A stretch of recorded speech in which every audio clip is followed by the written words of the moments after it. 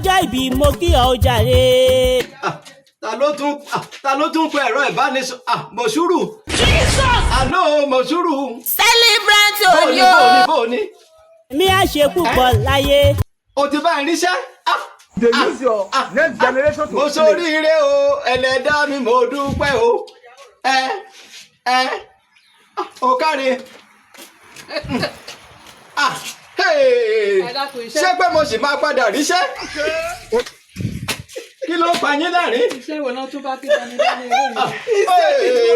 bàbá kí lè lè rí. ọmọ mi Mọ̀ṣúrù ti bá mi ríṣẹ́. iṣẹ́ kí máa nù. wọ́n ní apẹ́ kó tó jẹ kò ní jẹ̀bàjẹ́. ẹ̀kújẹ lẹ́kọ̀ọ́ jẹ. mo ti gbọ́ lẹ́mi tí wọ́n ti bá mi ríṣẹ́ sí mọ́ṣúárì. Èkìtì. mọ́ṣúárì ibẹ̀ náà ló fìtì rẹ̀. ó ṣe dáa gan-an ló mọ́ṣúárì. níbi táwọn ìjọba tún fẹ́ràn mi dé àwọn lá máa ṣọ̀kúláì mi ní makinini àwọn lá máa ṣọ̀kúláì mi ní búrọ́ọ̀ṣì tèmi ní kí n jí kí n fọyín àwọn òkú. ó tiẹ̀ ti dá òkú fọyín òkú ẹ̀rọ dàdàdà ńlá.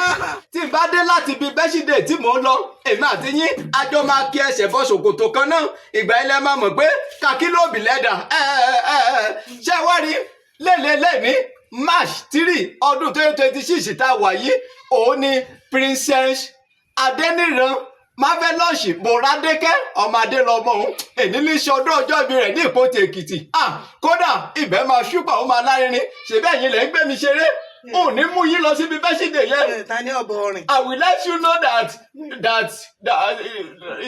it's me. ṣé wọ́n ní on behalf of Prince Baba Soja tí bá mú yín débẹ̀ àmì sọ pé Baba Soja ròdù yín bíi táyà ni I will make sure that Baba Soja carry you like a táyà. ó ní ká wíṣì Mọ̀rádékẹ́ ní happy birthday to you long life and prosperity. gbogbo ṣe wí. àtìgbà táwọn ìyá méjì tí mò ń bá gbélé tí wọ́n ti já mi lẹ́bò lẹ́rùn mi ti yọ́. ìgbà ọdún kan ni lágbára Elédùmarè wàá ṣe 179 wàá ṣe 178 wàá ṣe 200 ìwọ nìkan ló máa kù sáyé lórúkọ Jésù. níbo ni wọn náà wà ẹ̀rọ mọ́ṣúárì. tó bá tẹ̀ jẹ́ pé wọ́n tún nífẹ̀ẹ́ mi nílé ní ìbá béèrè pé ṣé bàtà yìí máa lọ fún mi lẹ́sìn lọ tó bàtà rẹ sórí àtàn. jẹ́ kí n lọ ṣe ni bíi ti ṣòkòtò èèyàn ni mo máa wọ̀ lọ.